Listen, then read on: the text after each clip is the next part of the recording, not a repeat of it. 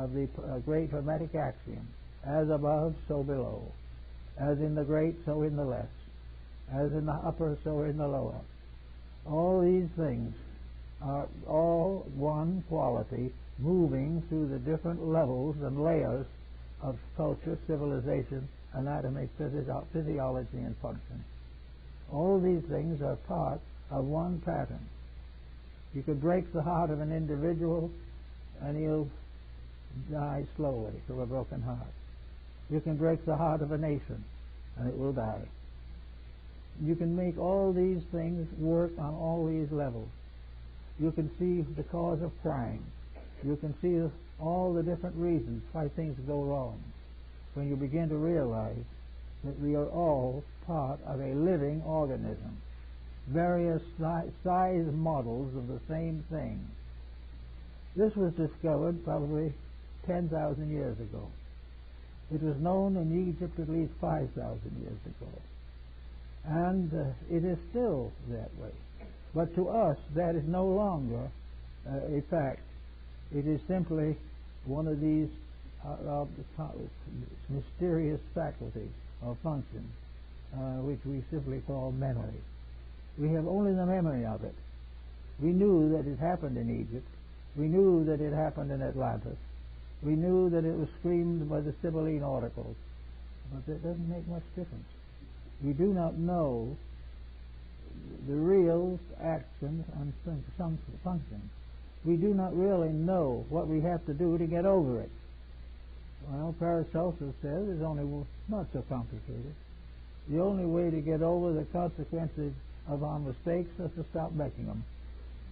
There is no way we will ever have them blessed and continue to make them. If our world is in trouble, it can only remain in trouble until we correct the trouble. Now, we are not going to correct the trouble by writing books on the trouble. We're not going to do it by quoting the elders who wrote on the trouble. We're not going to get it from studies of trouble of 1,000, 2,000 years ago. They may give us a hint, but that's not the problem. The problem is to stop the trouble we're making right now. And we're going to have to use new ways of doing it. The answer to the problem of human regeneration cannot be taken directly from the past. It can be understood or sensed in terms of the past. But the answer must be now. It must be in terms of the immediate situation. We have had all kinds of troubles in the past. We've had wars in the past. But this is the first time we've had an atomic war. And that changes the whole pattern, requiring an entirely new group of solutions. It's not going to be possible to do what they did long ago, arbitrate a war, and sit around a table and sign the peace tract. Now it's going to take more. We're gradually approaching the danger point in which there is no way of stopping the mistake except to stop making it. And that is the thing we're all fighting against. We're fighting against the curbing of our luxuries, our expenditures, our jealousies, our affections, or our hatreds. We want them to be all left alone so that we can do as we like. Every nation that has done it that way has died. But the fact that it died doesn't mean that we could save ours simply by copying the laws of the other one. There is a separate factor every time because there is an evolutionary movement here. Things are moving. Therefore, all solutions must be moving solutions. They cannot be based upon some static point 2,000 or 3,000 years ago. They have to be used in a new way. We can take the morality, we can take the ethics, we can take everything that is useful out of the past. But in each case, there must be a positive, immediate action of our own to take care of the situation. We must make a move that no man has ever done before if we are to solve a problem that no man has ever faced before. All this causes us to find it very interesting, useful, and important to study the human body, to realize what it is composed of, and to realize that we have here a living model of the greater world, a living model that challenges us. a model that gives each of us an examination every term in school paper, a model that answers our questions and tells us the truth whether we want to hear it or not. This the body then becomes man's most immediate agent for improvement, for the resolution of problems. After all, we don't know this, but we may as well face it. The physical problems, after all, are really the easiest to solve. We have much more that goes beyond the physical. This is just the first step. But if we get this first step right, the further inspiration of the achievement will help us a long way to the next step. As Gautama Buddha pointed out, the first step to salvation is the most difficult. It is the first step because we do not know where we are going. But once we make a step forward and discover that there is solid earth under our feet, that we are moving in a direction, that we are gradually overcoming the hindrances that prevent us from doing things well. Buddhism calls all these mistakes hindrances. They are all things that delay. What we call the mistakes of the day are delays. Everything is a delay. It is something that prevents the proper motion of things. A delay or a hindrance is something, an object or condition, which stands between us and peace, stands between us and the fulfillment of that which is right and good.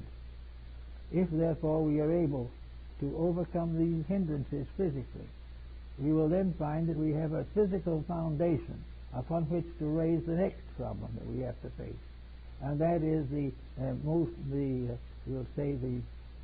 glandular vitality of the human body. The human body goes on up and up and up until it vanishes. But the first thing it has to do is to establish a basic foundation. The moment it does that, then it goes into the glandular system, the autonomic nervous system, the cerebrospinal nervous system, into all the organs, and we want to start and work with those at least a little in this series of lectures. It is to prove that all the way we have a living text that will never tell us that we're right until we are right now, that will never bring health to the sick unless we do that which is necessary now. While Nostradamus was medical officer of Salon in France, there was a bad outbreak of diarrhea in the country, and he suggested that it was probably caused by a swamp in the outskirts of the city, which was known to be have a bad smell and to be surrounded by strange insects and creatures. He thinks it should have been drained.